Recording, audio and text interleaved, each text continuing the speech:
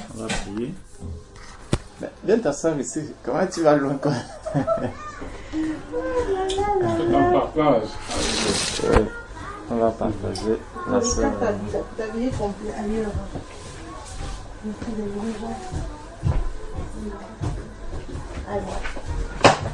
La sœur a choisi la bonne part.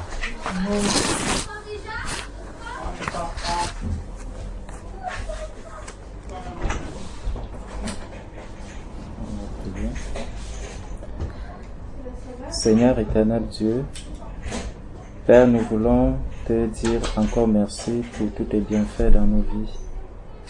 Éternel, nous voulons encore davantage glorifier et célébrer ton saint nom, parce que tu nous donnes de venir encore dans ta sainte présence afin de partager ta parole.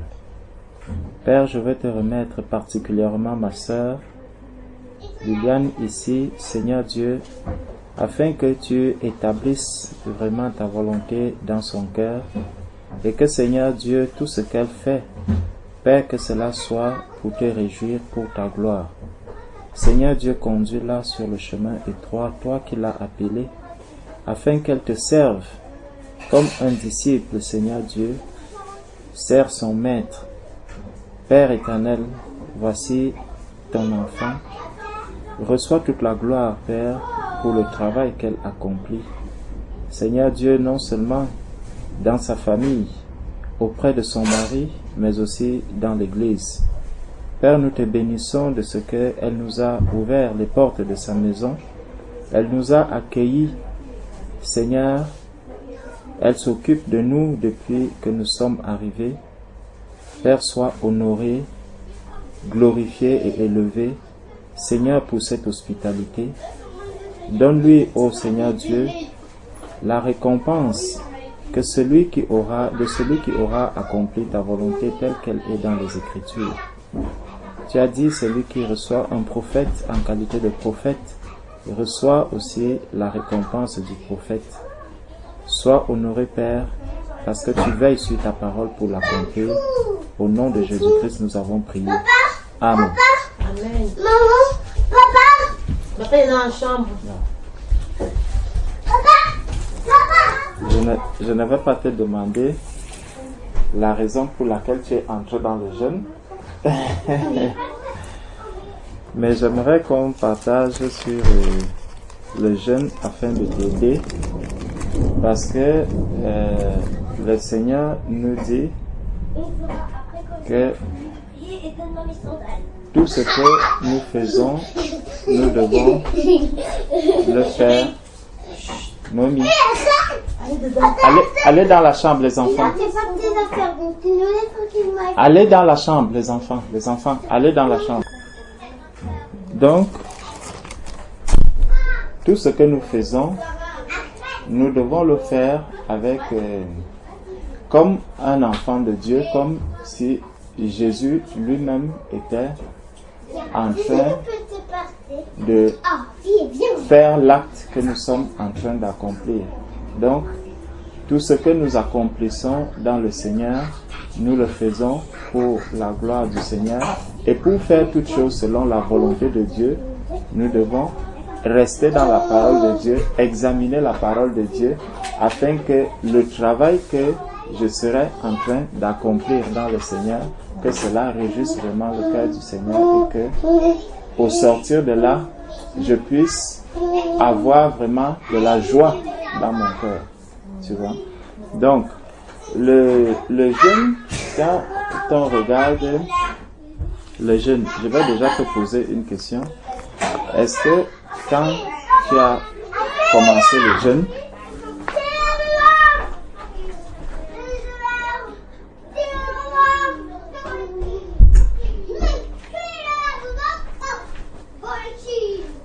lorsque tu as commencé le jeûne, est-ce que tu en as parlé avec le frère? Non, pas avant de commencer. Pas avant de commencer. Bon. Parce que tu viens de gens, tu as dit que la vie n'a pas besoin de ce comme je veux en fait. Il n'y a pas de protocole, pas besoin de son avis. Parce que lui n'est pas trop dans les jeunes, c'est pas son truc. Donc il n'y a pas de souci, si tu veux venir, tu fais ta vie spirituelle, il n'y a pas de souci. Du coup, il m'a accordé de prendre les initiatives par rapport aux trucs comme ça. Quoi. Lui, D'accord. je te demandais s'il y avait des jeux de prière. Il me donne pas une liste de jeux de prière. Quoi. Et c'est les jeux de prière que je peux prier aussi par manger. Qui me donne. Donc, Ok. au début, je n'ai pas besoin De l'informer. Voilà. Néanmoins, même si lui, il t'a dit... Donc, de demander son avis, on peut de l'informer, mais pas de demander l'autorisation. Voilà. Ah, oui, oui, oui. Différent. Il faut toujours et toujours l'informer parce que c'est pour ça que je disais que tout ce que nous faisons reste dans la lumière, tu entends, afin qu'il ne puisse pas, parce que lorsque tu rentres dans le jeûne, en fait, tu cherches à faire la volonté de Dieu. Donc, je le disais parce que prenons 1 Corinthiens chapitre 7.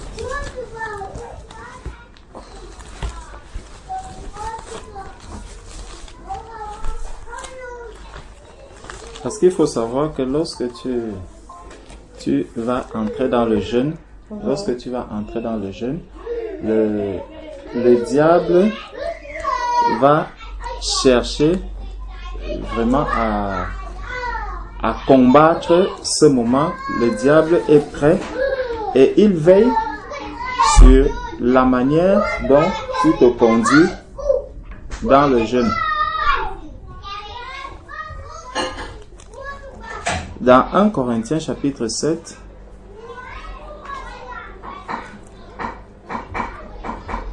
à partir du verset 4.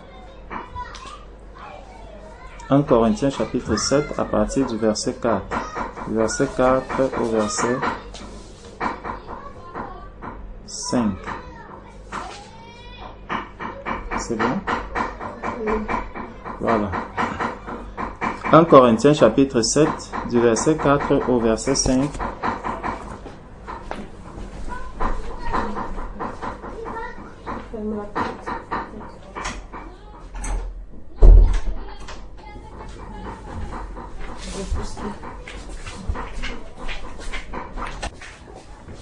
Nous dit ceci: la femme n'a pas autorité sur son propre corps, mais c'est le mari.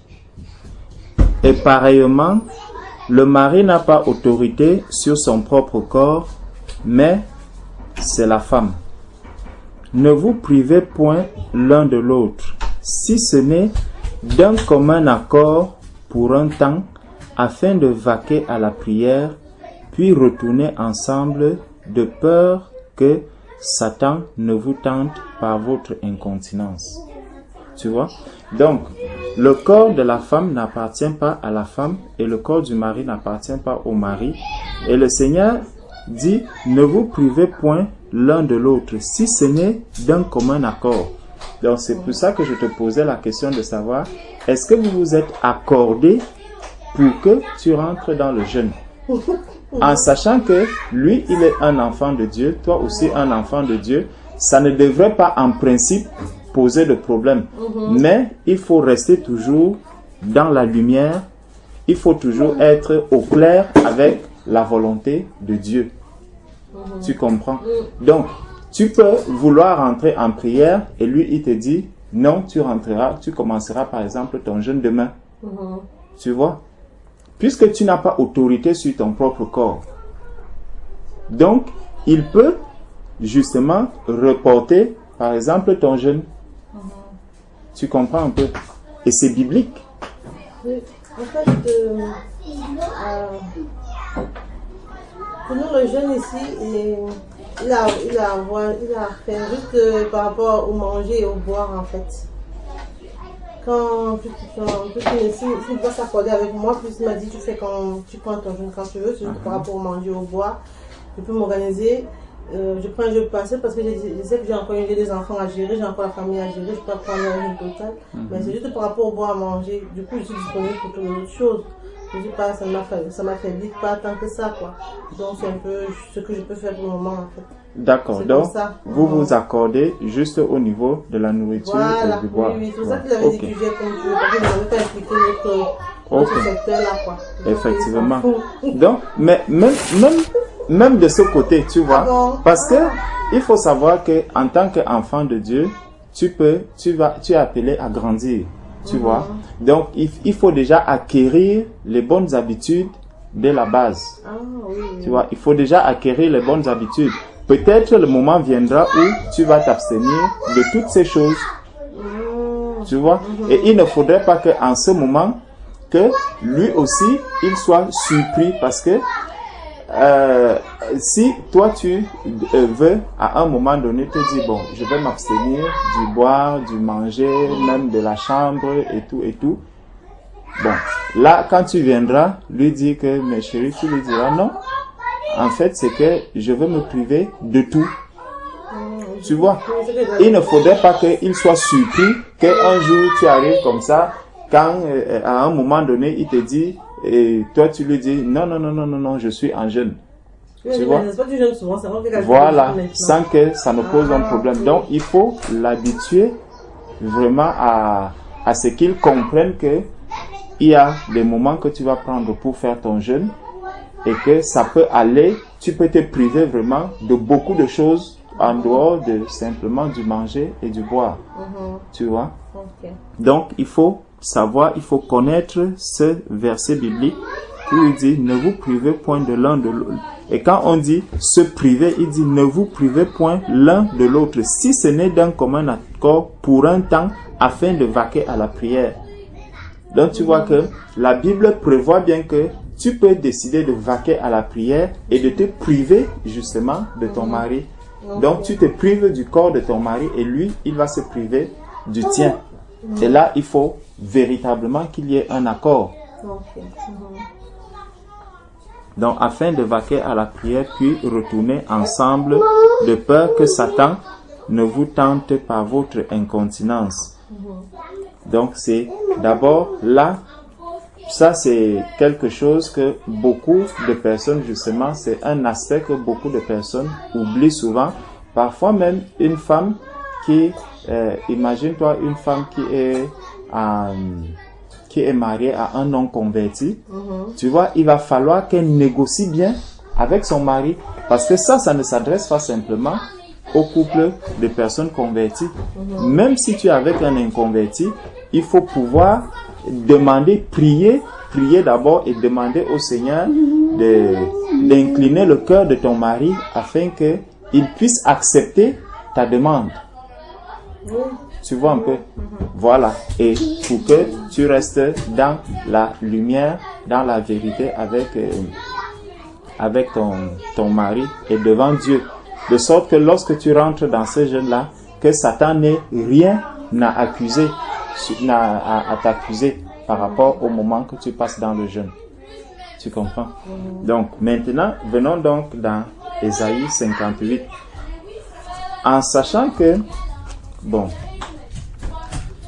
le jeûne n'a pas commencé. Le jeûne n'a pas commencé avec l'Église. Tu vois, le jeûne vient depuis l'ancienne alliance. Il y a des personnes qui ont jeûné. Et on voit bien que même dans l'Église, donc le jeûne, depuis l'ancienne alliance jusqu'à la nouvelle alliance, on parle du jeûne. Il y a des personnes qui ont fait le jeûne. Mais il y a quelque chose de fondamental qu'il faut comprendre. Jésus avait dit à la Samaritaine que Dieu recherche les vrais adorateurs, qu'il adore en esprit et en vérité. Dans l'ancienne alliance, les gens de l'ancienne alliance n'avaient pas reçu cette révélation, mais cette révélation a été donnée au moment où Jésus-Christ est venu sur la terre. C'est à la Samaritaine qu'il a révélé cela. Donc, dans l'Ancienne Alliance, on voit des personnes qui jeûnent. Et on va voir quelques exemples de jeûne. Mais j'aimerais qu'on parte d'abord de Ésaïe 58. Ésaïe 58, c'est bon, tu y es? Ok. Ésaïe 58, à partir du verset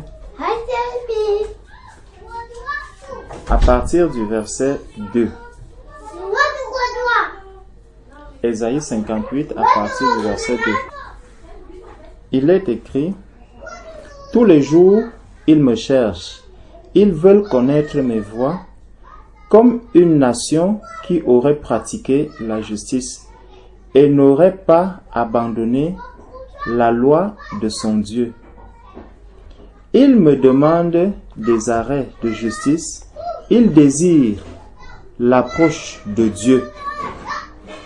Que nous sert de jeûner si tu ne le vois pas?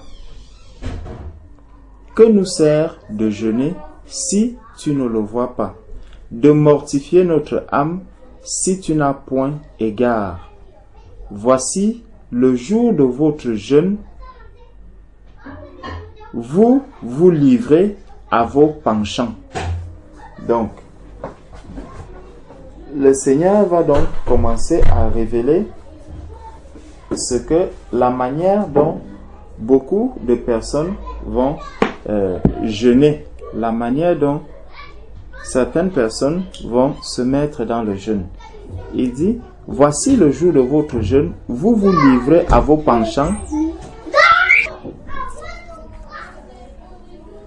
Donc, voici le jour de votre jeûne, vous vous livrez à vos penchants et vous traitez durement tous vos mercenaires.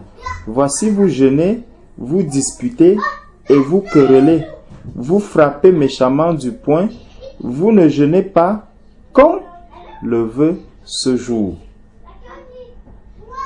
pour que votre voix soit entendue en haut.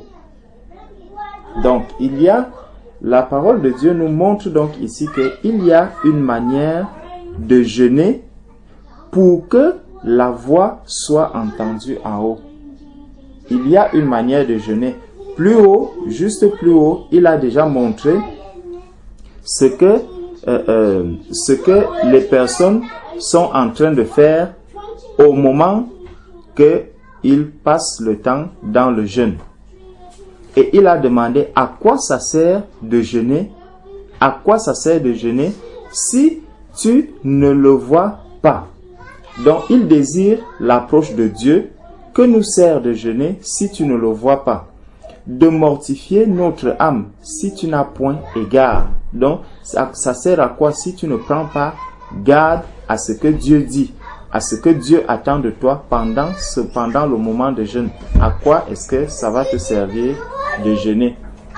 Il dit: voici le jour de votre jeûne, vous vous livrez à vos penchants. Ça veut dire que je vais encore faire des choses comme je le veux et non pas comme Dieu le veut. Donc mes penchants à moi, c'est ce que je veux, ce que moi-même je désire. Je veux marcher comme mon cœur le veut, selon mes convoitises, selon mes propres désirs. Je veux continuer à vivre comme je veux, tout en étant dans le jeûne. Tu vois un peu. Donc, selon vos propres, voici le jour de votre jeûne, vous vous livrez à vos penchants et vous traitez durement tous vos mercenaires. Tu vois, c'est quelqu'un qui a par exemple des personnes avec lesquelles il va travailler, mais le jour de son jeûne, il va également être un homme nerveux, quelqu'un qui n'est même pas... qui n'a pas de tempérance, quelqu'un qui n'est pas patient. Le jour de son jeûne, on le voit encore plus dur, parfois plus sévère encore qu'avant, simplement parce qu'il est dans le jeûne. Et le Seigneur dit que ce n'est pas le jeûne que lui, il désire. Il dit: vous traitez durement tous vos mercenaires. Voici, vous jeûnez pour disputer et vous quereller. Donc, il faut éviter des disputes. Il faut éviter des querelles. durant le moment de jeûne. Et ça, pourquoi est-ce que ça ne veut pas dire que le moment du jeûne, je vais éviter les disputes, je vais éviter les querelles. Donc, si je traitais durement le mercenaire, quand je rentre dans le jeûne, je dois prier le Seigneur parce que je rentre dans le jeûne pour acquérir quelque chose, pour forger quelque chose, pour fabriquer quelque chose en moi. Ça veut dire que si j'étais quelqu'un, par exemple, qui traitait durement le mercenaire, il faudrait que lorsque j'entre dans le jeûne, je commence à prier le Seigneur afin que le mercenaire que je traitais durement, qu'il me donne maintenant la capacité de pouvoir le traiter autrement. Est-ce que tu vois un peu? Donc, je vais rentrer dans la prière pour jeûner. Voilà pourquoi, au moment du jeûne, je vais commencer à exercer quoi? Une nouvelle manière de traiter le mercenaire avec qui je suis. Voilà pourquoi il reproche le fait que durant le jeûne, tu traites durement le mercenaire. Ce n'est pas bien devant Dieu de traiter le mercenaire durement.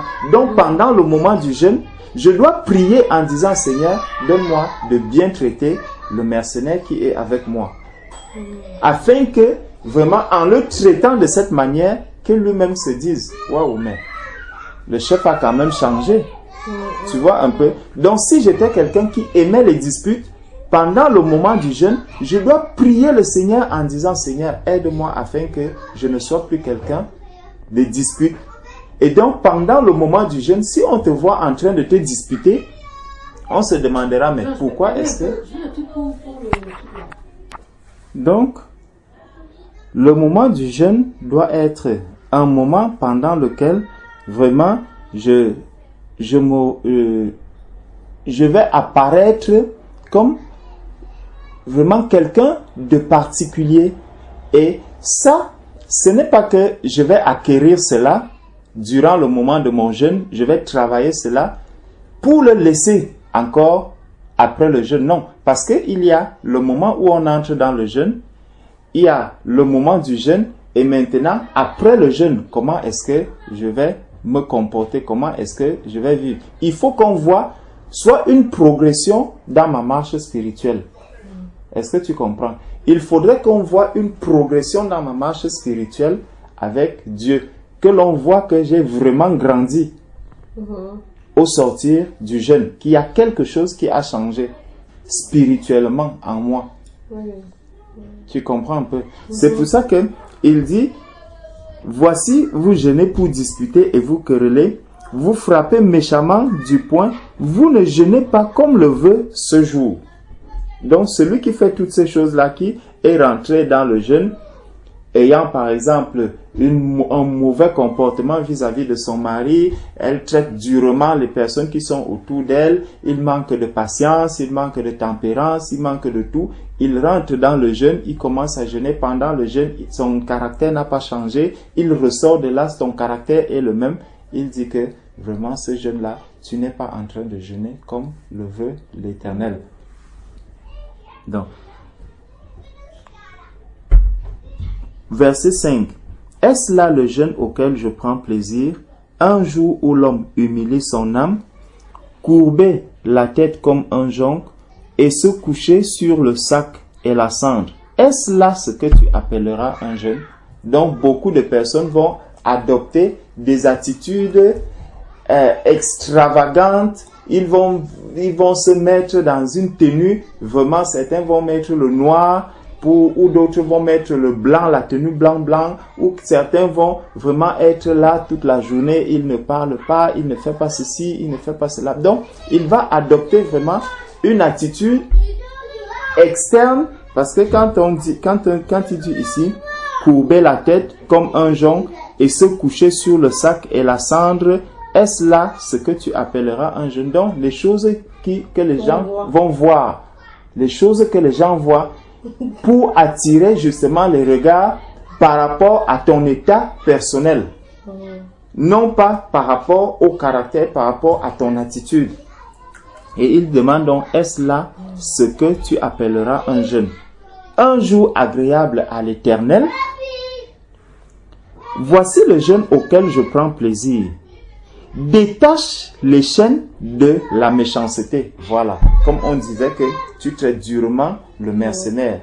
Il dit donc, lorsque j'entre dans le jeûne, il faut que je détache les chaînes de la méchanceté, dénoue les liens de la servitude, renvoie libre les opprimés et que l'on rompt toute espèce de joug. Ça veut dire que lorsque j'entre dans le jeûne, lorsque je suis dans le jeûne, il faudrait que je me débarrasse de la méchanceté, que je renvoie libre l'opprimé. L'opprimé, ça peut être quelqu'un avec qui j'ai eu un différend, quelqu'un avec qui j'ai eu des problèmes, quelqu'un qui m'a fait du mal et que je n'arrivais pas à pardonner. Je ne peux pas rentrer dans le jeûne ayant ce fardeau-là dans le cœur.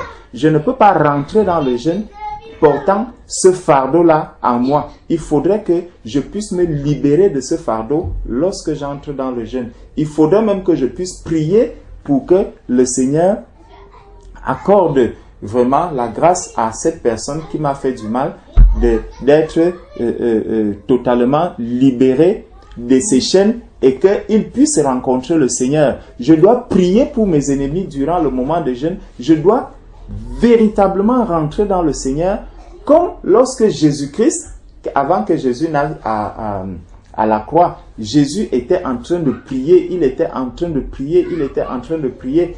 Et dans ce moment de prière, il n'avait pas de tristesse vis-à-vis d'un quelconque homme, d'un homme sur la terre. Il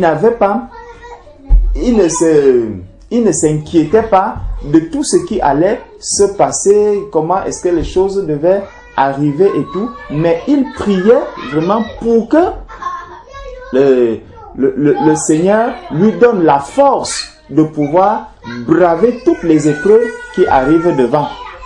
Quand on regarde un peu, donc durant le moment de jeûne, il faut vraiment aller avec un cœur léger. Il faut vraiment se dire que je suis en train de me préparer vraiment à être quelqu'un de plus mature.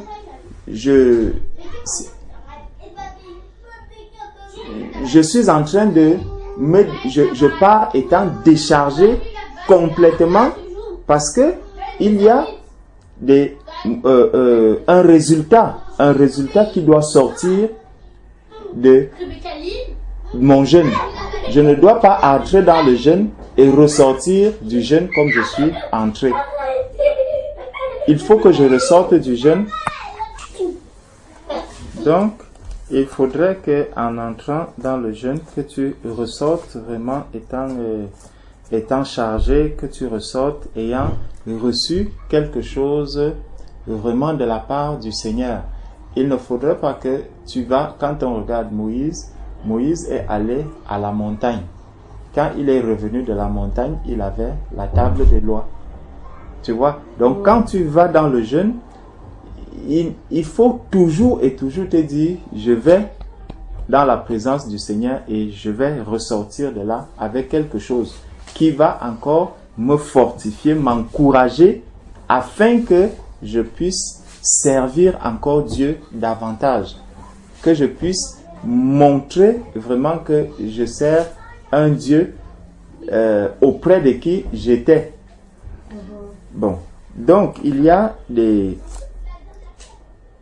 Au verset 6, il nous dit, on était en train de voir le jeûne auquel le Seigneur prend plaisir. Donc au verset 7, il dit, partage ton pain avec celui qui a faim et fais entrer dans ta maison les malheureux sans asile. Si tu vois un homme nu, couvre-le et ne te détourne pas de ton semblable. Alors ta lumière poindra comme l'aurore et ta guérison germera promptement. Ta justice marchera devant toi et la gloire de l'Éternel t'accompagnera. Alors tu appelleras et l'Éternel répondra. Tu crieras et il dira, me voici. Tu vois? Donc il y a il y a toute une préparation quand on entre dans le jeûne. Il y a une attitude qu'il faut adopter quand on entre dans le jeûne. Parce que souvent, beaucoup de personnes vont se mettre dans le jeûne en se disant, bon voilà, j'ai par exemple un problème de travail, je suis au chômage, alors il faut que je jeûne pour obtenir le travail. Il faut que je jeûne pour obtenir par exemple la guérison. Il faut que je jeûne pour que je puisse avoir une promotion. Il faut que je jeûne pour pouvoir faire ceci. Ça, c'est la question qu'on peut se poser. Le travail, est-ce que le travail qu'on va me donner, que Pôle emploi va me donner ou qu'un employeur, est-ce que c'est spirituel? Non. La promotion que l'on va me donner, est-ce qu'elle est spirituelle? Non. L'argent que je pourrais avoir, est-ce que cela est spirituel? Non. La guérison même que je vais avoir, est-ce que ma guérison physique, est-ce que cela est spirituel? Non, parce que la guérison participe juste à apporter un témoignage de la puissance de la parole de Dieu. Tu vois, mais la guérison en elle-même, ce n'est pas quelque chose de spirituel. La guérison, elle vient appuyer la vérité de la parole de Dieu. La parole de Dieu nous dit que c'est par les meurtrissures de Jésus que nous sommes guéris. Donc, Dieu vient accomplir sa parole en donnant la guérison à quelqu'un. Donc, maintenant, est-ce que je dois donc entrer dans le jeûne pour obtenir une guérison? Est-ce que je dois entrer dans le jeûne pour obtenir un travail? Est-ce que je dois entrer dans le jeûne pour avoir une promotion? Est-ce que je dois entrer dans le jeûne même pour avoir des enfants? Est-ce que je dois entrer dans le jeûne pour avoir des enfants? Tout ça, c'est des questions que l'on peut se poser. Et on voit la manière donc les personnes jeûnaient dans l'ancienne alliance. Dans l'ancienne alliance, les gens n'avaient pas le Saint-Esprit. Maintenant, la manière dont le jeûne va se faire dans l'église qui a déjà le Saint-Esprit, comment est-ce que le jeûne s'effectue? Il y a une différence. On voit qu'il y a une différence quand on examine les Saintes Écritures. On va voir un peu comment les gens ont jeûné, quelques exemples de jeûne qu'il y a eu dans l'ancienne alliance. Et après, on va voir un peu ce que Jésus, lui, il dit, donne comme motivation par rapport au jeûne dans l'église. On peut prendre 1 Samuel.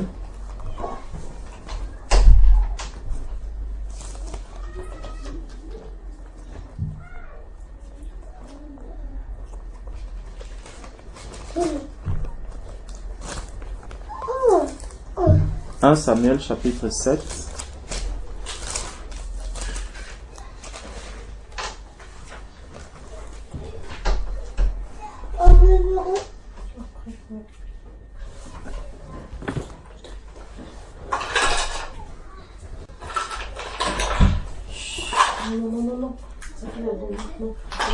Samuel chapitre 7 verset 6. Il y avait aussi, et ils s'assemblèrent à Mitzpah, ils puisèrent de l'eau et la répandirent devant l'Éternel, et ils jeûnèrent ce jour-là en disant. Donc voici la motivation pour laquelle ils sont rentrés dans le jeûne. Nous avons péché contre l'Éternel.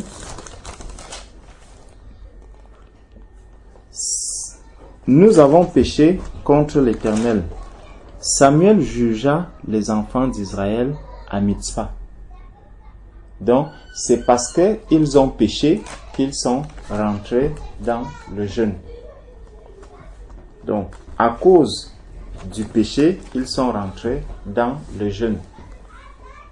Donc, lorsque l'Église, quelqu'un qui a le Saint-Esprit, lorsque quelqu'un qui a le Saint-Esprit a péché, lorsque quelqu'un qui a le Saint-Esprit a péché, plutôt que de rentrer dans le jeûne, la parole de Dieu nous dit que nous devons nous repentir de nos péchés. Nous devons nous repentir de nos péchés. Ça veut dire, je dois confesser mon péché en tant qu'un enfant de Dieu, parce que j'ai l'Esprit de Dieu en moi.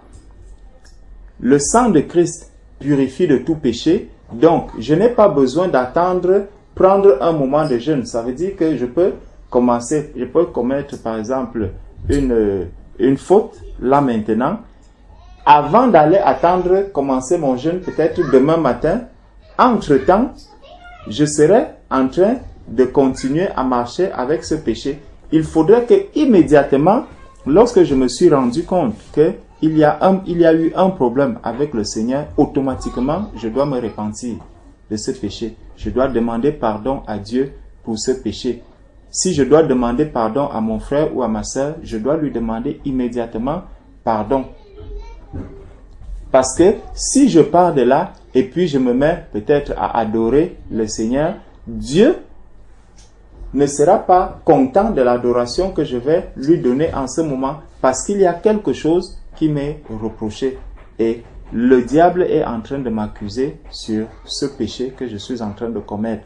Donc, on voit que dans l'ancienne alliance, il y a des choses qui se faisaient. On pouvait rentrer dans le jeûne parce qu'on a péché. Mais dans la nouvelle alliance, nous allons simplement nous repentir de notre péché. Bon, on peut encore prenons Zacharie. On va prendre juste quelques exemples. On ne va pas tout prendre. Prenons Zacharie, chapitre 7. Zacharie, chapitre 7.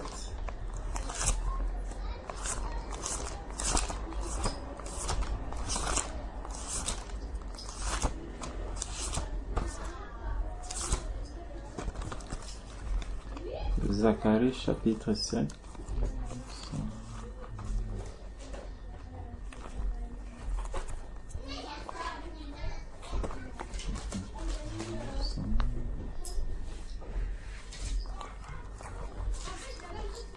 C'est bon?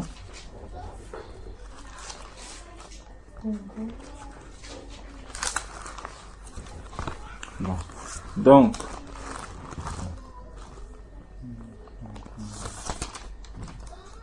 Zacharie chapitre 7, à partir du verset 5. Zacharie chapitre 7, à partir du verset 5. Il est dit, prenons à partir du verset 4. La parole de l'Éternel des armées me fut adressée en ces mots. Dis à tout le peuple du pays et aux sacrificateurs, quand vous avez jeûné et pleuré au 5e et au 7e mois, et cela depuis 70 ans, est-ce pour moi que vous avez jeûné? Et quand vous mangez et buvez, n'est-ce pas vous qui mangez et vous qui buvez? Ne connaissez-vous pas les paroles qu'a proclamées l'Éternel par les premiers prophètes lorsque Jérusalem était habitée et tranquille avec ses villes alentours, et que le Midi et la plaine étaient habités?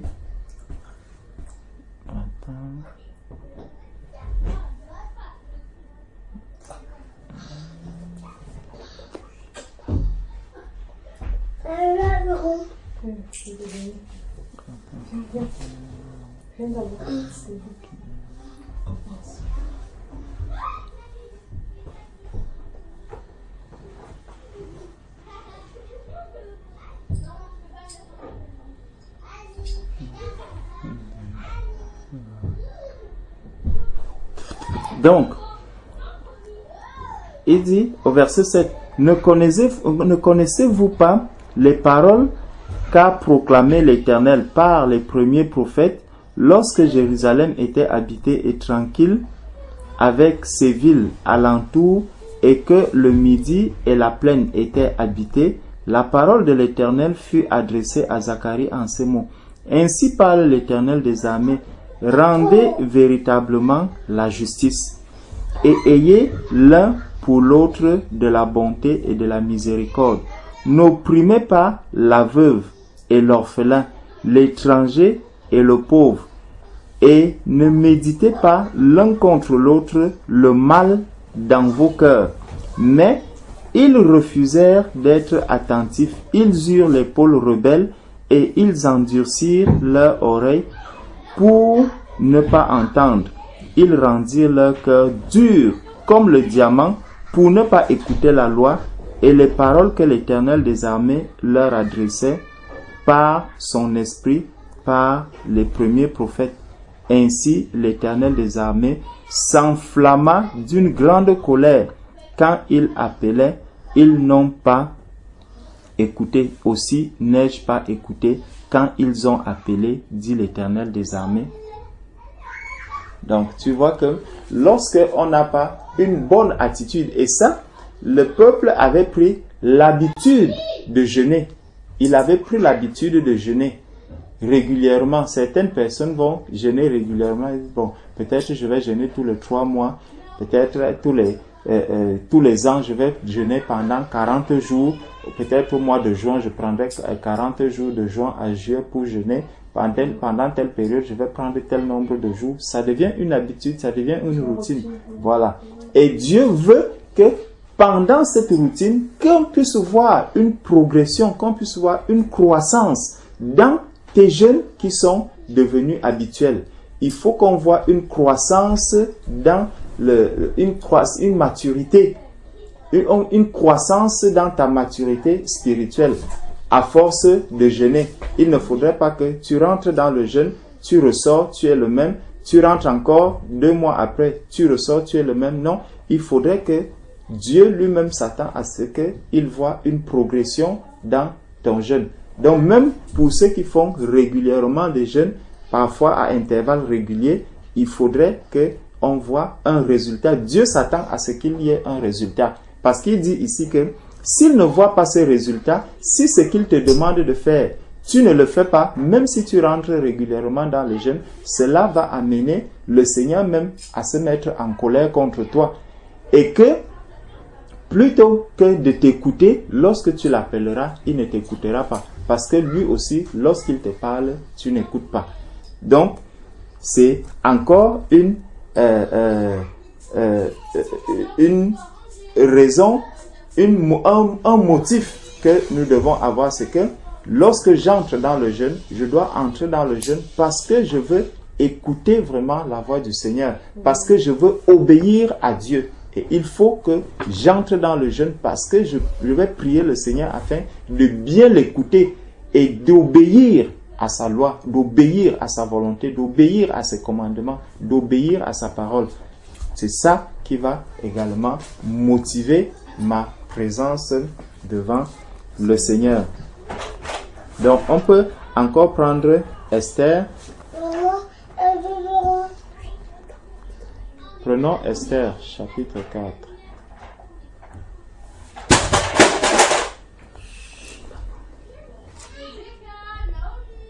Chapitre 4. Esther au chapitre 4.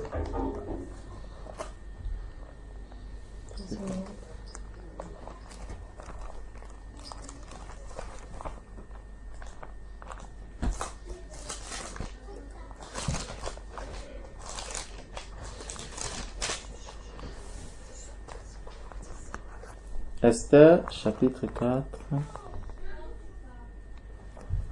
à partir du verset 15.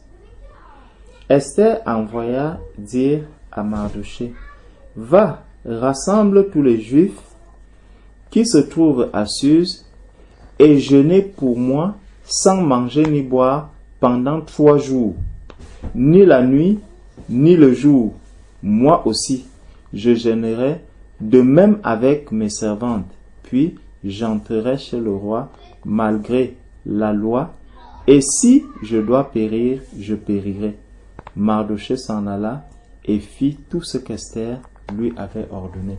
Donc on voit Mardochée que Esther envoie pour qu'il rentre dans le jeûne, afin qu'elle puisse obtenir une faveur, qu'elle puisse obtenir une faveur de son mari. Qu'elle puisse obtenir une faveur de son mari. Or, dans l'Église aujourd'hui, Jésus-Christ est venu révéler que dans le mariage, Jésus est venu révéler les rapports qui existent entre l'homme et la femme. On voit un peu ici comment la femme pour entrer, pour obtenir une faveur, pour obtenir quelque chose de son mari, comment est-ce qu'elle s'est pliée en quatre? Elle a pris du temps pour gêner afin d'obtenir la faveur de son mari.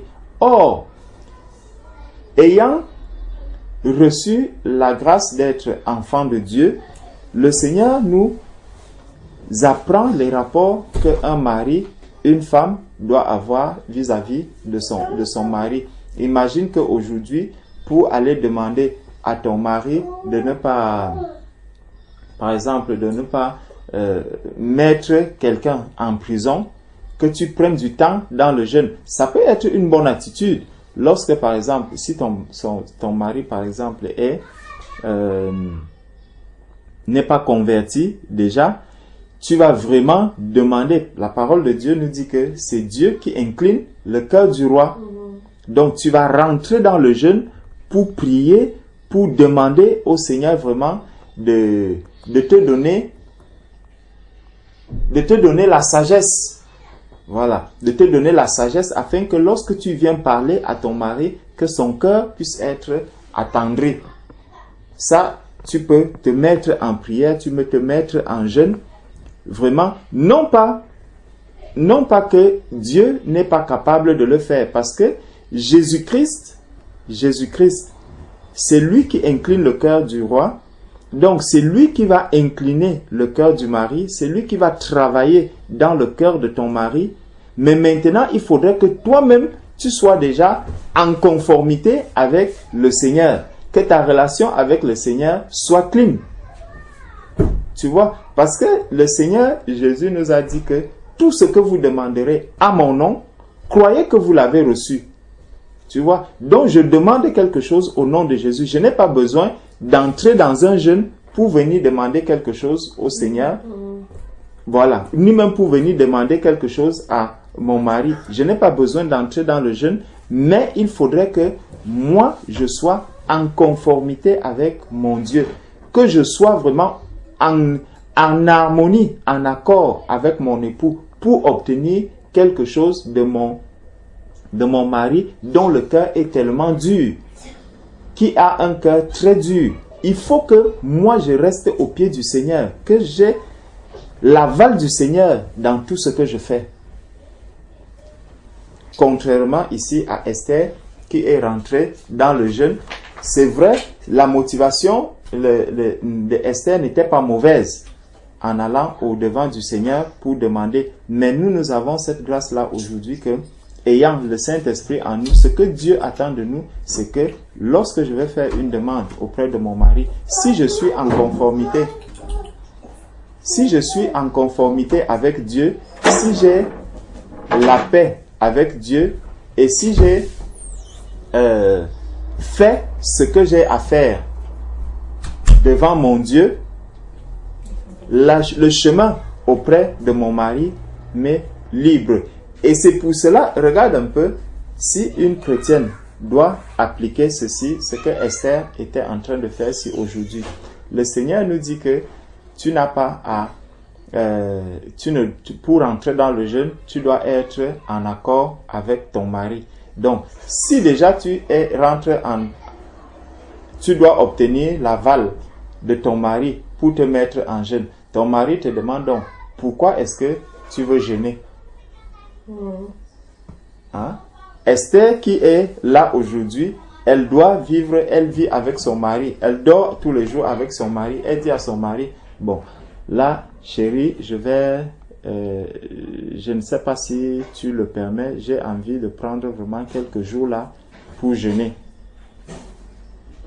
Bon. Son mari lui demande, pourquoi tu veux jeûner? La réponse, si elle doit rester dans la logique de la vérité, forcément, elle doit lui dire, je veux jeûner parce que il y a un acte que tu es en train de vouloir poser et vraiment, moi, je ne trouve pas que cet acte-là est correct devant Dieu. Tu vois? Donc, la motivation, quand elle va parler, même poser même le problème à son mari, l'objet pour lequel elle va rentrer dans le jeûne va sortir. Dès que le mari va lui demander la raison pour laquelle elle veut rentrer dans le jeûne. Tu vois un peu? Donc, le Seigneur nous a affranchis de ces motifs que nous avons souvent pour entrer dans le jeûne. Si nous restons vraiment dans la parole de Dieu, si nous restons dans la lumière, il y a beaucoup de motifs, de motivations qui nous amènent souvent dans le jeûne que nous allons mettre de côté parce que nous sommes restés dans la lumière, parce que nous sommes restés au pied du Seigneur pour faire la volonté de Dieu. Le cas de Esther, une femme qui est convertie, qui marche comme le Seigneur le veut auprès de son mari, cette situation-ci sera réglée avant même qu'un jeûne ne soit déclenché. Est-ce que tu vois?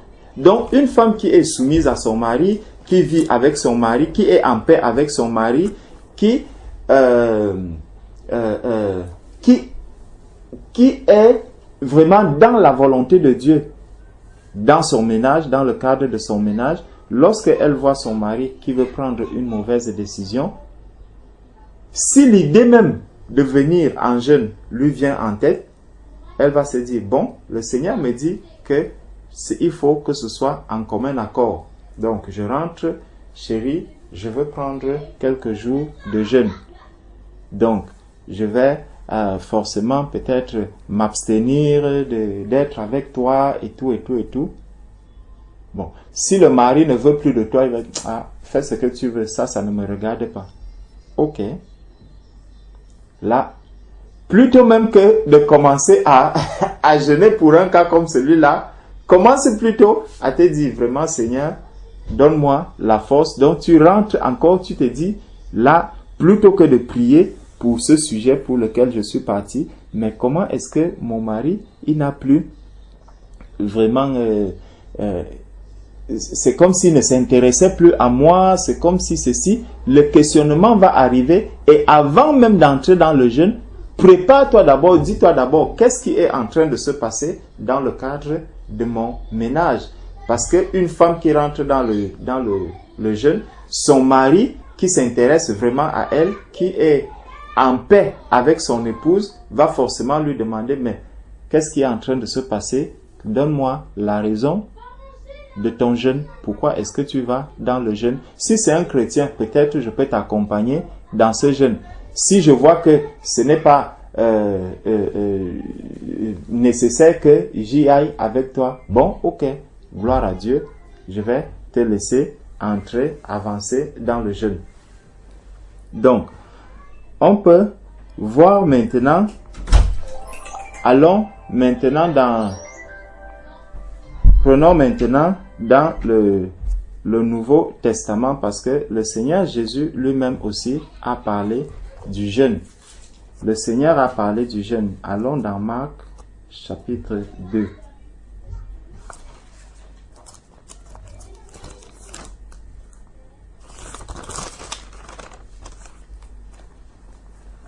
Dans Marc chapitre 2.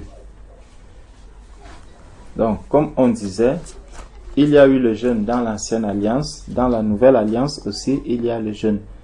Marc chapitre 2, à partir du verset 18. Marc chapitre 2, à partir du verset 18.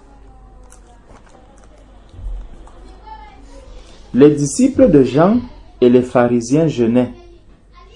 Ils vinrent dire à Jésus, « Pourquoi les disciples de Jean et ceux des pharisiens jeûnent-ils, tandis que tes disciples ne jeûnent point ?» Donc, on voit les disciples de Jean qui jeûnent et ceux de Jésus qui ne jeûnent pas. Jésus leur répondit, « Les amis de l'époux peuvent-ils jeûner pendant que l'époux est avec eux? Aussi longtemps qu'ils ont avec eux l'époux, ils ne peuvent jeûner. Les jours viendront où l'époux leur sera enlevé et alors ils jeûneront en ce jour-là. » Bon, avant d'arriver au verset 20, il y a un renvoi à Ésaïe 62, verset 5. Ésaïe 62, verset 5. Regardons ce que nous dit ce renvoi. Voilà.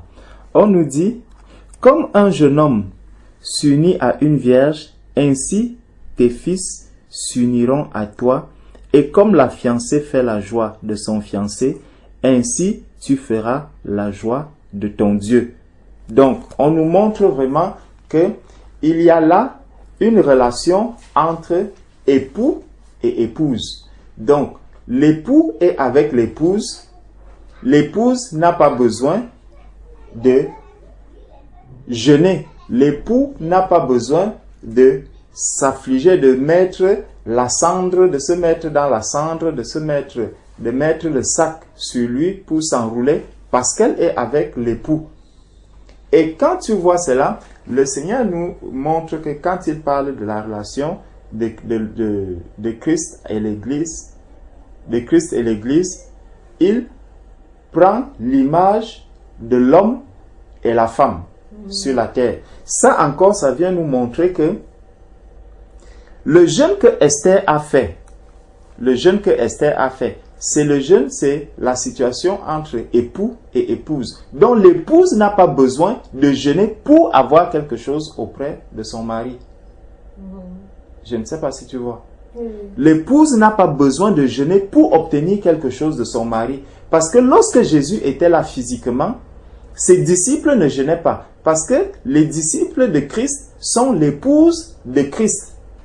Donc, tant que l'époux et l'épouse sont ensemble, ils n'ont pas besoin de jeûner. L'épouse n'a pas besoin de jeûner pour obtenir quelque chose auprès de son mari. Donc, le jeûne que Esther a fait réellement nous montre qu'il y avait un problème dans la manière de jeûner. Ce n'est pas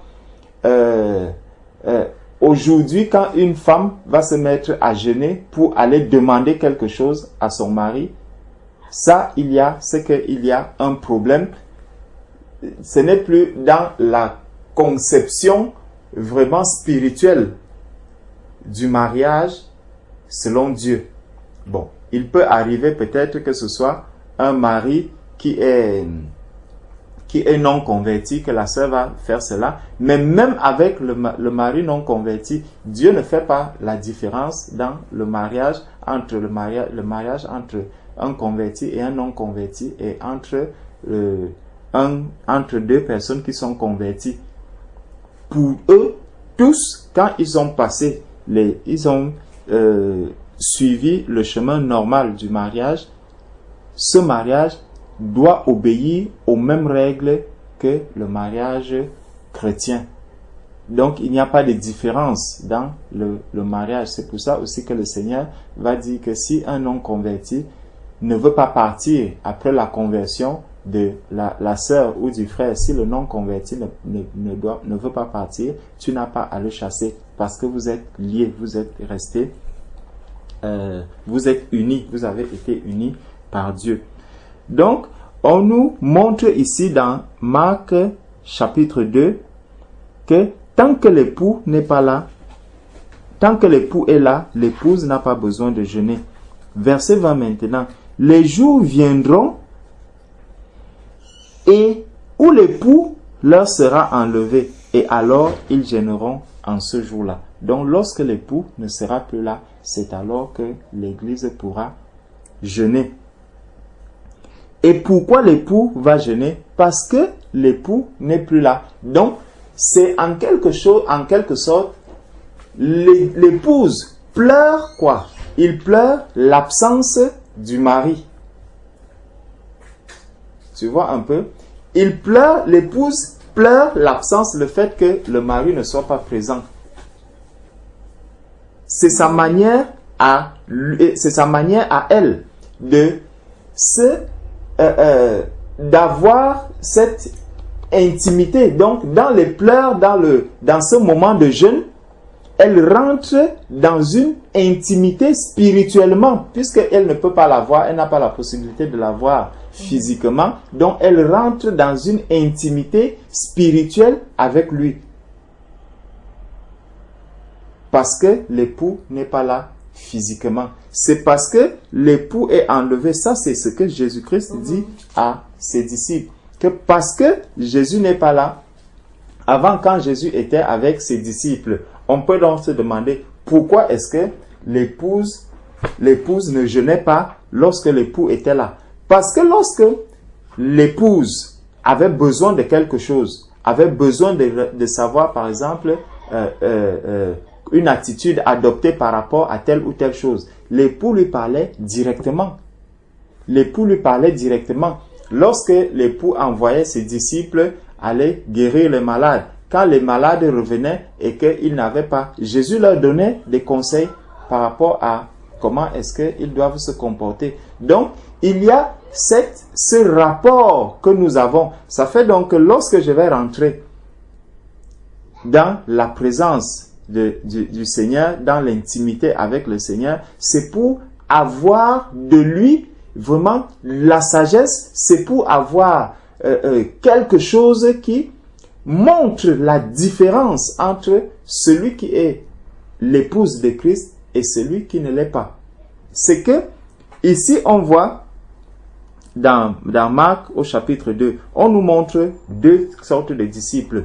Ceux de Jean qui sont en train de jeûner pendant que Jean est là, et ceux de Jésus qui ne sont pas dans le jeûne. Et Jésus leur explique que tant que l'époux est là, ils ne peuvent pas jeûner. Donc, lorsque j'entre dans le jeûne maintenant, j'entre dans le jeûne, ça devient comme si j'étais physiquement avec l'époux.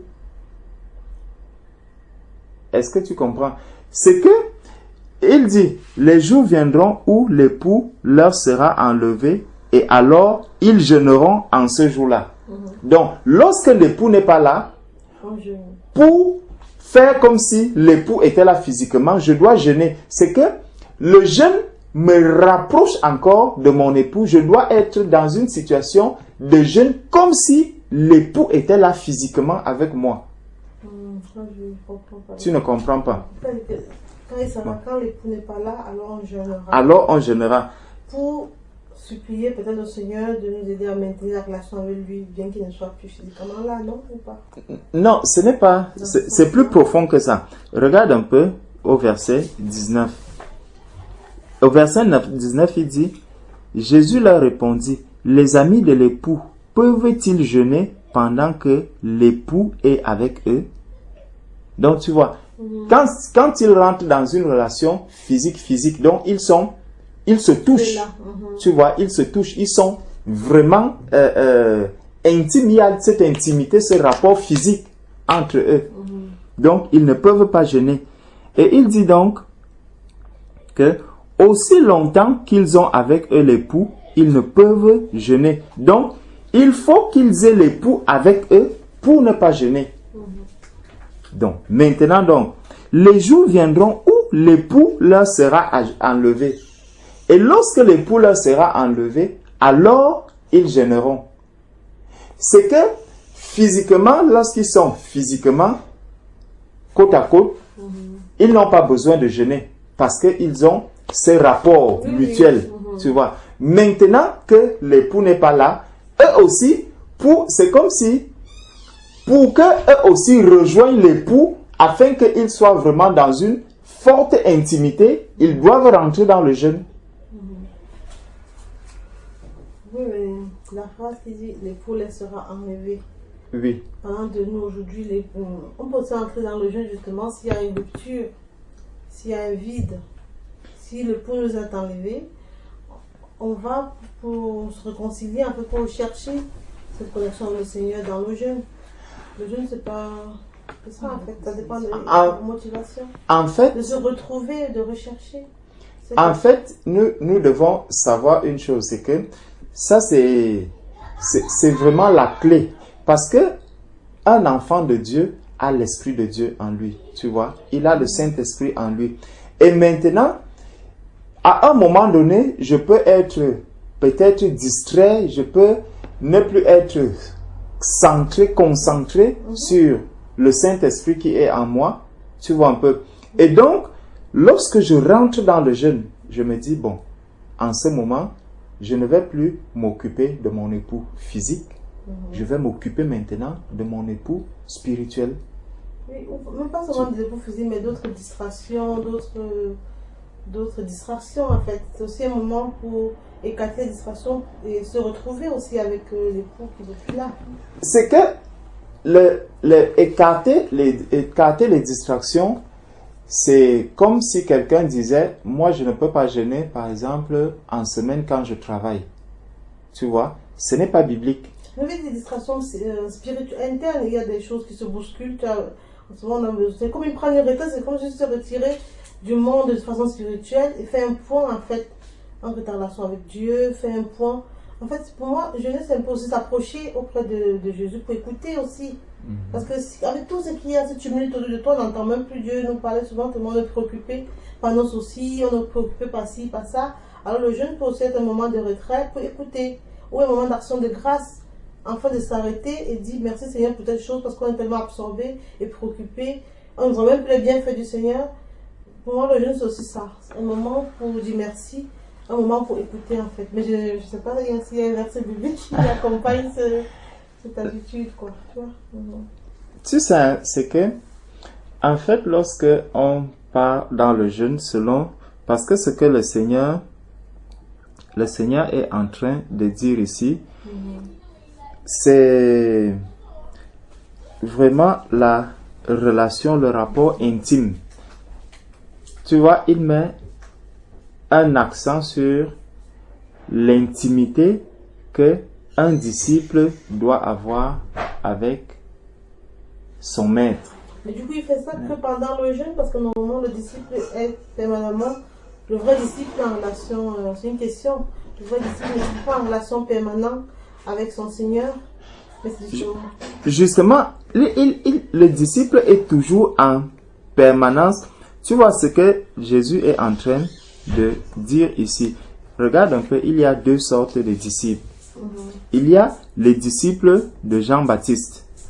Tu vois, Jean-Baptiste est là. Jean-Baptiste est encore vivant. Et ses disciples sont en train de jeûner. Tu vois. Et Jésus vient donc en leur disant que mais les amis de l'époux n'ont pas besoin de jeûner, tandis que l'époux lui-même est avec eux. Tu vois. Donc, c'est comme si aujourd'hui, il y a mon frère qui est là, et puis tu te mets à dire, bon, comme Esther a dit, je vais jeûner pour demander à mon mari peut-être de faire telle ou telle chose. Je vais passer du temps dans le jeûne pour ça. Tu vois. On a vu que quand on a essayé d'examiner, on voit que devant le Seigneur, aujourd'hui, ça ne tient pas. Non, si tu as juste avant que jeûner, le Seigneur veut qu'on jeûne pour que nos voix soient entendues d'en haut. Oui. Donc, jeûner, c'est un moment où on va s'arrêter peut-être pour se dépouiller de plein de choses. Et maintenant parler pour que le Seigneur nous écoute. Ou pas. Écoute, c'est il y a plusieurs aspects en fait. Non, c'est que quand on est enfant, parce qu'on a commencé par voir le jeûne dans l'ancienne alliance, dans l'Ancien Testament. Et on a vu le jeûne auquel le Seigneur prend plaisir, tu vois. Et dans ce jeûne auquel le Seigneur prend plaisir, il nous a montré comment est-ce que on doit se dépouiller des choses, comment est-ce que on va... Ça, c'est un travail que je fais même avant d'entrer dans le jeûne. C'est que quand j'entre déjà dans le jeûne, tout ça est déjà réglé. Mais est-ce que le jeûne ne peut pas être justement ce moment-là de calme pour régler ces affaires-là? Parce que puisqu'on est tellement coincé dehors avec tous ces soucis, toutes ces problématiques, il faut juste un moment quand même de s'arrêter et de lâcher la nourriture qui aussi nous nous prend la tête ou nous prend le temps et dit ça s'arrête 1 minute. Et voilà, on peut régler les affaires aussi dans le jeûne en fait, d'après moi. Parce que sinon on n'aura pas la force, on est tout le temps préoccupé. Il faut fuir. Pas fuir, il faut vraiment dire bon, je m'arrête, je sors de la case A pour aller à la case B, pour me dépouiller de toutes ces choses-là. Avant de commencer, pour moi, même le jeûne, tu ne peux pas dans le jeûne en fait. Hein. Bon, quand tu suis la parole de Dieu, nous dit, si tu dois aller donner une offrande, si quelqu'un doit aller donner une offrande à Dieu, qu'est-ce qu'il doit faire de son offrande alors que tu as un problème avec... Voilà, tu vois. Va d'abord et dépose. Prenons ce verset, on va voir quelque chose.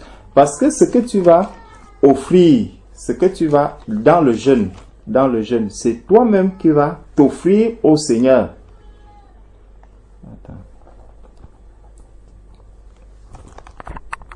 Attends. Prenons Matthieu chapitre 5. Matthieu chapitre 5 qui nous dit...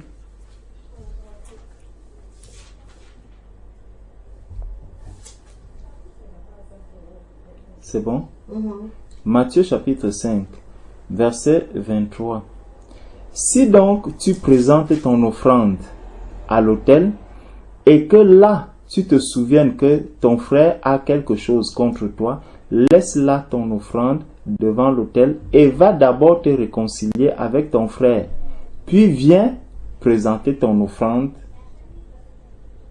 Accorde-toi promptement avec ton adversaire pendant que tu es en chemin avec lui, de peur qu'il ne te livre au juge, que le juge ne te livre à l'officier de justice et que tu ne sois mis en prison.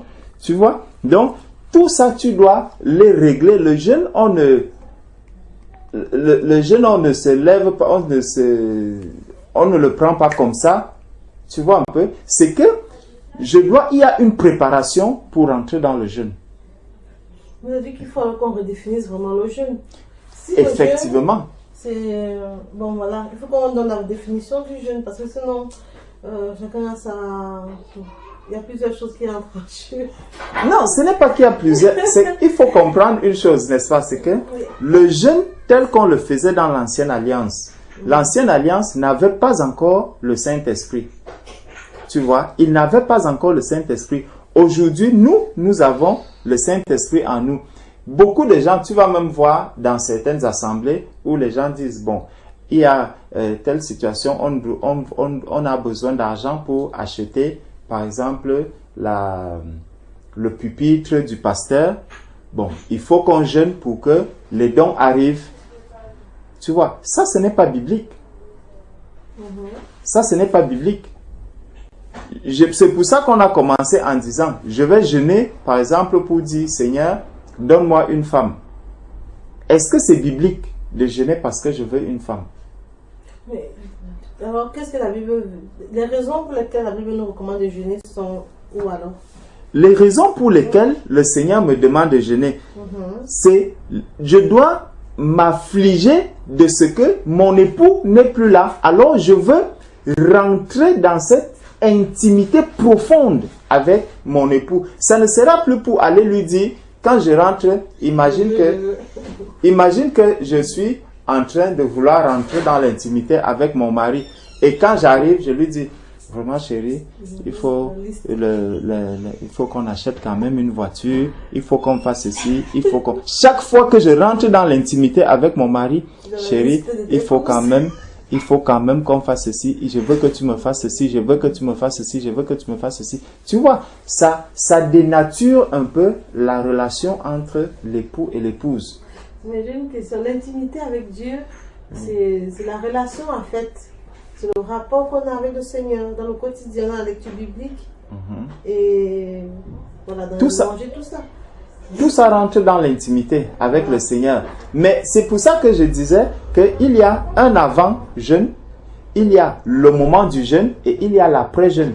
C'est que avant le jeûne, je peux avoir des choses. Le Seigneur nous dit, faites connaître vos besoins à Dieu. Donc, dans mes journées normales, je vais prier le Seigneur en demandant des choses au Seigneur. Je vais demander si je vais demander ça. Mais à certains moments, je peux me voir, par exemple, affaibli spirituellement, ou je dis, il faut que je puisse encore davantage m'affermir dans le Seigneur. Je rentre dans l'intimité avec mon Dieu. Je dis, Seigneur, enseigne-moi. Seigneur, parle-moi. Seigneur, fais ceci. Tu vois un peu?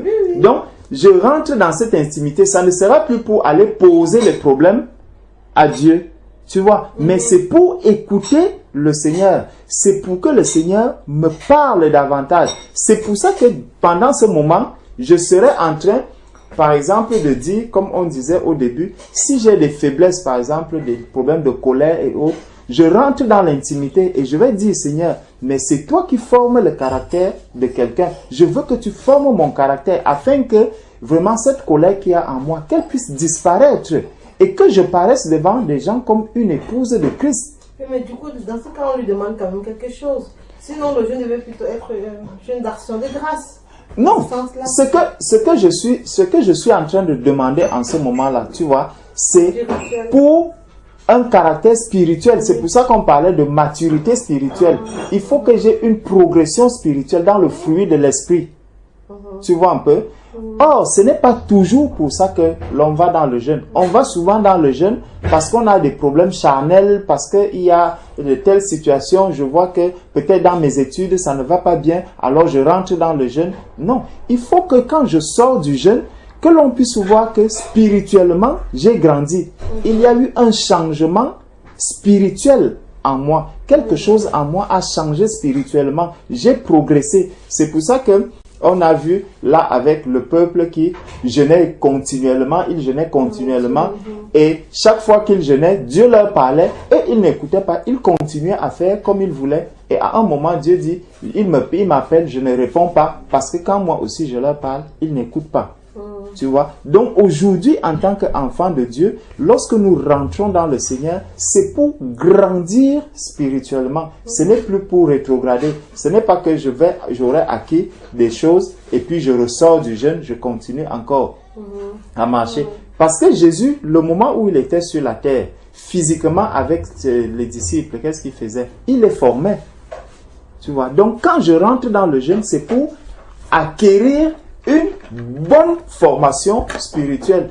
Et quand je vais rentrer maintenant du jeûne, il faut que je puisse donc dire, frère Georges, j'ai jeûné pendant 5 jours. Voici ce que j'ai reçu du Seigneur.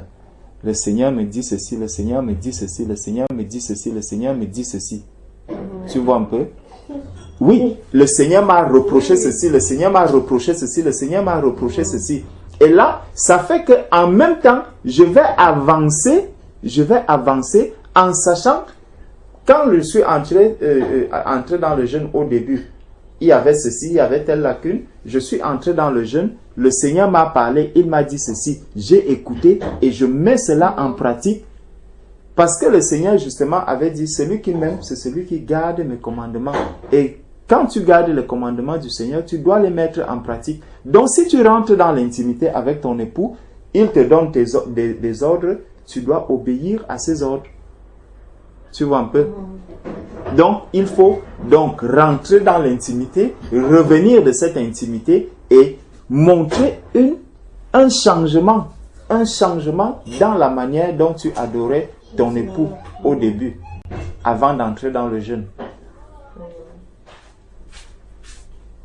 Et du coup, la préparation d'avant-jeûne, c'est biblique aussi de se préparer avant le jeûne, ou c'est par rapport au verset de si tu présentes ton offrande à l'autel? Justement, c'est par rapport à ça. Parce que donc du coup, quand on est dans le jeûne, on est une offrande alors? Oui. Vous faites le rapport comme ça. Quand on est dans le jeûne, parce que la parole de Dieu nous demande d'offrir nos corps en sacrifice. Donc, c'est notre corps que l'on offre maintenant, parce que quand tu vas te priver par exemple du jeûne, de manger et de boire, qu'est-ce qui est en train de souffrir?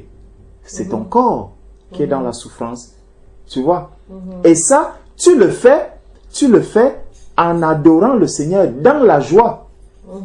Tu vois, tu es en train d'adorer le Seigneur. Tu peux être vraiment en ce moment, tu rentres dans le jeûne, peut-être pour prier afin que le Seigneur te donne vraiment la force de pouvoir témoigner l'amour aux autres. Tu dis, Seigneur, vraiment, je n'ai pas encore l'amour, je ne vois pas encore l'amour se manifester en moi. Vraiment, aide-moi afin que je puisse manifester l'amour que tu m'as donné. Donc, c'est pour vraiment former le caractère de Christ davantage en nous aujourd'hui. Est-ce que tu vois un peu? Parce que quand on rentre dans l'intimité, avec le mari, il y a un fruit qui sort de cette intimité.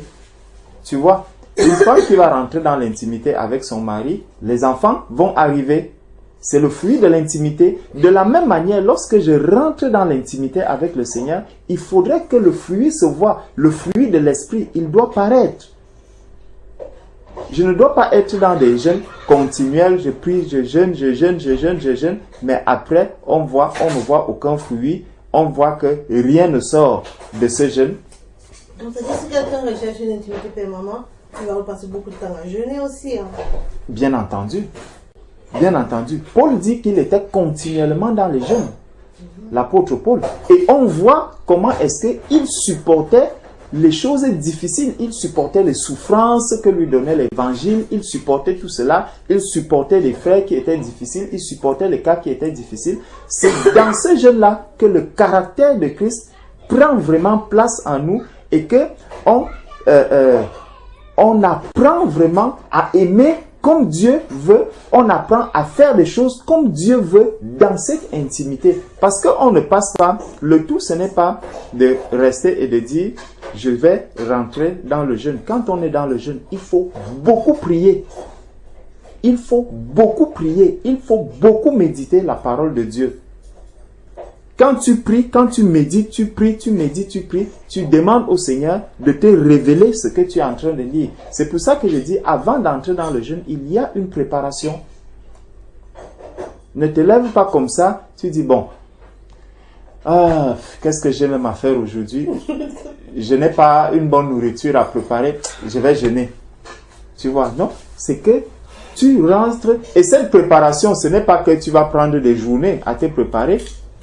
Tu peux rester là, tu dis, bon, demain, par exemple, le Seigneur, vraiment, ça fait un moment, je n'ai pas pris du temps devant le Seigneur, donc, je vais jeûner peut-être demain, je vais m'entendre avec mon mari, je vais en parler avec mon mari, et entre-temps, quand la pensée du jeûne te vient déjà, tu commences déjà à faire un bilan de ta vie. Tu commences à faire un bilan. Est-ce qu'il y a des personnes, des manques de pardon dans ma vie? Est-ce qu'il y a des personnes que je détiens? Est-ce qu'il y a des personnes des comportements qui sont mauvais que j'ai eus? Est-ce que je ne suis pas en paix avec tel? Est-ce que je ne suis pas en paix avec tel? Est-ce que tu te poses toutes ces questions? Tu peux les régler rapidement. Et là, quand tu rentres, tu dois rentrer étant en paix. Tu ressors de là. S'il y a quelqu'un avec qui tu avais des problèmes par la suite, quand tu ressors du jeûne, quelqu'un à qui tu ne parlais pas, il faudrait que tu puisses prendre ton téléphone et lui dire vraiment, ma soeur, je te demande pardon pour telle chose que je t'avais fait et qui n'est pas au clair. Ce n'est pas qu'un enfant de Dieu doit rester avec ces choses, non. Il ne doit pas les avoir. Mais si tu t'es rendu compte que tu es entré dans ton jeûne, il y avait ce problème. Au sortir du jeûne, tu dois régler cela. Ça, c'est le fruit qui ressort de ton jeûne. Et quand le jeûne finit maintenant, ne t'arrête pas. Il faut continuer dans la prière. C'est ce que la parole de Dieu nous dit dans Luc 18. Il faut persévérer dans la prière, dans la méditation de la parole de Dieu. Donc, après le jeûne, il faut montrer que tu persévères dans ce que le Seigneur attend de toi. C'est un état permanent d'être persévérant et de garder cet état que le Seigneur attend de nous. Tout à fait. Pas seulement au sortir du jeûne. c'est comme il dit, c'est vrai que tu as défini le jeûne, peut-être il faut redéfinir une version plus facile à comprendre. J'ai déjà compris, mais c'est toujours un peu... Peut-être parce qu'il faut désapprendre ce qu'on avait appris du jeûne pour réapprendre. C'est ça qui est un peu dur, quoi, tu vois. Mais j'ai saisi quand même un peu la définition du jeûne. C'est pas pour demander, c'est pour bâtir une relation davantage avec le Seigneur. Mais ce qui me préoccupe, c'est préparer le jeûne, tout ça. Parce que si on est dans le Saint-Esprit, on conduit sur le plan du Saint-Esprit, c'est que, pas qu'on ressent, on perçoit, on ne sait pas, le besoin de jeûner, il faut jeûner. Oui. Si on commence à trop programmer, après il y aura toutes des choses en route, hein, et on n'aura jamais le bon moment aussi. Hein. Les gens vont commencer à nous montrer, ouais, tu peux pas, tu sais, tu es fatigué, il y a ci, il y a ça, tu peux pas vraiment, hein, tu attends les vacances, tu seras fatigué, tu peux pas te faire, il y aura tellement de choses. Mais si tout de suite, on va au front, comme ça, on dit à le Seigneur, accompagne-moi pour ce moment et conduis-moi, parce que tu es le chemin. Le Seigneur peut faire aussi des choses en route, ça dépend de notre attitude. En fait, c'est peut-être le mot préparer, le jeûne qui te dérange. Disons que même quand tu vas, prenons un peu le rapport, le mari, l'époux et l'épouse physiquement. Même lorsque tu vas aller avec ton mari, tu n'iras pas peut-être, tu ne vas pas te coucher étant toute sale. Tu vois un peu? Non, mais c'est un peu ça. Tu vois un peu? Donc au moins tu vas te dire, bon voilà, je vais quand même me coucher avec mon mari. Bon. Le soir, tu as travaillé toute la journée. C'est pour ça que je dis qu'il faut s'examiner. Il faut s'examiner quand on rentre dans le jeûne. De sorte que je n'entre pas dans le jeûne étant sale. Tu vois un peu? Je ne dois pas rentrer dans le jeûne ayant des choses en moi qui peuvent empêcher vraiment que l'intimité que j'aurai avec mon époux, que cela, imagine-toi un instant, je suis dans le jeûne. Hein? Imagine-toi, je suis dans le jeûne et puis je sais que avec mon collègue, vraiment, j'ai mal agi vis-à-vis de mon collègue. Et je garde ce fardeau-là, je garde ça en moi. C'est pas que tu gardes, c'est de venir en moi, vous qui êtes fatigué. Il faut venir comme on est. Le Seigneur le décharge en fait. C'est ça mon problème, c'est ça ce que je ne comprends pas. On n'est pas forcément capable. C'est bon par téléphone, oui, je te pardonne, je fais des trucs. Se préparer, croyant qu'on se préparer. Mais aller pour rencontrer le Seigneur est saint. On sait que le Seigneur est saint. Mais se présenter avec toute cette boue devant lui, pour qu'il nous lave aussi, pour moi c'est une attitude aussi qu'on peut avoir en fait. Tu vois, on s'humilie. Il nous lève à prendre aussi la relation avec lui, c'est pas. Il nous habille. Tu sais, aujourd'hui. Il te change, il te remet de nouveaux vêtements, il te conduit à table. Mais si tu n'oses pas venir tellement, tu es plein de soucis, tu es débordé, tu es fatigué, tu es ceci, tu es cela, et tu n'oses pas aller au pied du Seigneur en disant je ne suis pas prête, pas comme ça, mais pas comme ça quand même. Tu viens comme tu es et le Seigneur te lave, quoi. Tu vois, ça c'est un peu. C'est mon raisonnement, ça je me bloque un peu. Non, justement, il ne faut pas croire que le Seigneur va te vêtir comme il avait vêti Adam et Ève dans le jardin. Non, ce n'est pas ce que le Seigneur va faire aujourd'hui. Ouais. Le Seigneur t'a déjà donné un vêtement, tu vois, le Saint-Esprit. Le Seigneur t'a donné le Saint-Esprit. Et ce Saint-Esprit te donne de pouvoir t'examiner jour après jour, minute après minute. Tu vois un peu? Quand le Seigneur dit, venez à moi, vous tous qui êtes fatigués et chargés, je vous donnerai du repos. Nous sommes aujourd'hui déjà dans le repos. Quand quelqu'un est venu au Seigneur, il est déjà dans le repos. Donc, c'est les personnes qui n'ont pas encore le repos, qui viennent au Seigneur parce qu'ils n'ont pas le repos. Tu vois? Mais nous qui sommes déjà dans le Seigneur, nous avons le repos. Et donc, tous ces fardeaux-là, nous avons pris l'engagement le jour où je confessais Jésus-Christ comme Seigneur et Sauveur. J'ai déposé mes fardeaux au pied du Seigneur. Donc, je n'ai plus même à dire que bon, voilà, j'ai des fardeaux que je porte en tant qu'enfant de Dieu. Je ne dois plus avoir des fardeaux. Si réellement, je marche avec le Seigneur comme le Seigneur l'attend, je ne devrais plus avoir ces fardeaux-là. Moi, si je ne marche pas avec le Seigneur, comme le Seigneur l'attend, Oui. je dis, Seigneur, je suis fatiguée, mais je veux marcher comme tu veux. Aide-moi à porter mon fardeau, afin que je sois légère pour vraiment avoir une relation avec toi, tu vois. C'est un peu cette démarche-là. Là où peut-être on ne se comprend pas, Oui. n'est-ce pas? C'est que je peux avoir peut-être une faiblesse. Tu vois, je peux avoir une faiblesse. Mais un enfant de Dieu, et cette faiblesse-là m'empêche d'avancer avec le Seigneur. C'est pour ça que je t'ai pris le cas, par exemple, de la colère. Quelqu'un qui se met régulièrement en colère. Tu vois. Mais quelqu'un qui peut-être a des problèmes de manque de pardon. Tu vois, si j'ai des problèmes de manque de pardon, je peux aller au-devant du Seigneur et dire, Seigneur, vraiment, donne-moi la force vraiment de marcher afin que je suis fatigué de montrer que je n'arrive pas à pardonner aux personnes. Tu vois. Mais il ne faudrait pas que je vais devant le Seigneur cette fois-ci pour cela. Quand je sors de là, il faudrait que le fruit puisse paraître aux yeux des gens. Mais n'allons pas devant le Seigneur parce que j'ai tellement de problèmes. Généralement, les fardeaux que nous avons, c'est quoi? Tu vas voir quelqu'un, il te dit, j'ai des problèmes de famille. C'est que les gens sont malades dans ma famille, les gens ont besoin d'argent, les gens ont besoin de ceci. C'est les fardeaux que j'ai. Et je vais dire, Seigneur, vraiment là, je suis fatigué de porter ce fardeau. Non. Tu vois? Ça, ce n'est pas des problèmes. Imagine-toi, chaque fois, et il y a des personnes qui vont régulièrement au-devant du Seigneur, comme ça, qui vont au-devant du Seigneur régulièrement pour ça. Il arrive devant le Seigneur, cette fois-ci, c'est parce que dans la famille de mon mari, les choses ne marchent pas. Les choses ne marchent pas, alors je vais prier le Seigneur pour que les choses marchent. Je vais uniquement dans l'intimité pour ça. C'est qu'il faut vraiment un renouvellement, il faut vraiment réapprendre à jeûner. L'église doit réapprendre à jeûner.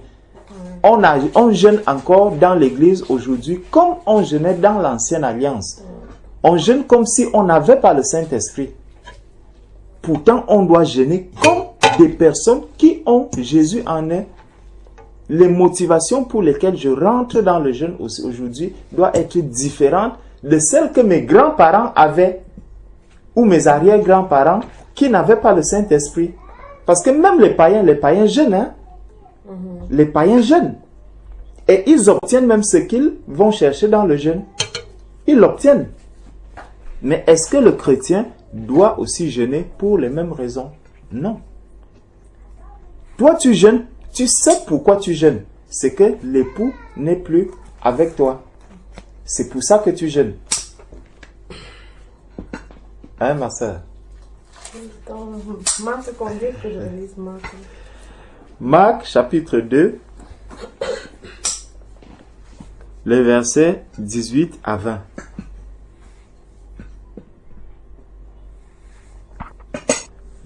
Matthieu 6, verset 17, il dit, « Lorsque vous jeûnez, ne prenez pas un air triste, comme les hypocrites qui se rendent le visage tout défait pour montrer aux hommes qu'ils jeûnent. » Tu vois? Donc, ce n'est pas pour les hommes qu'on jeûne. Je vous le dis en vérité, ils reçoivent leur récompense. Mais quand tu jeûnes, parfume ta tête et lave ton visage, afin de ne pas montrer aux hommes que tu jeûnes, mais à ton Père qui est là dans le lieu secret. Et ton Père qui voit dans le secret te le rendra. Quand tu parfumes ta tête, il dit, mais quand tu jeûnes, parfume ta tête et lave ton visage. C'est quoi? C'est la propreté. Hein? C'est la propreté. Comme tout à l'heure, on disait, quand tu vas dans l'intimité, il faut être propre. Donc, non seulement, tu vois bien que c'est une préparation. Il y a bien une préparation du jeûne. Il y a bien une préparation. Tu ne vas pas aller dans le jeûne comme ça, se parfumer la tête, laver le visage. C'est exactement pouvoir dire, Seigneur, voilà, regarde, toi-même examine ma vie, voilà ce que je suis. Donc tu vas d'abord prier pour que tout ce qu'il y a dans ton tâche qui peut t'empêcher de rentrer dans l'intimité avec le Seigneur, que tout cela soit d'abord ôté. Et là, tu vas vraiment entrer dans l'intimité avec le Seigneur, étant dans la joie. Mais là, on dit quand tu jeûnes. Quand c'est pendant que tu jeûnes, ce n'est pas avant de jeûner, non? Voilà. Il dit, mais quand tu jeûnes, parfume ta tête et lave ton visage. En cours du jeûne, pendant que tu es dans le jeûne, quand ça veut quoi en fait? afin de ne pas montrer aux hommes que tu jeûnes, mais à ton Père qui est là dans le lieu secret, et ton Père qui voit dans le secret te le rendra.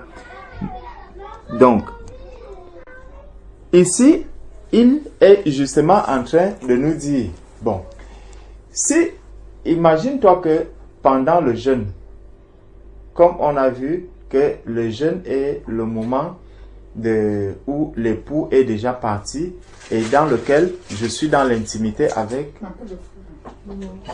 dans lequel, oui, appelle les enfants.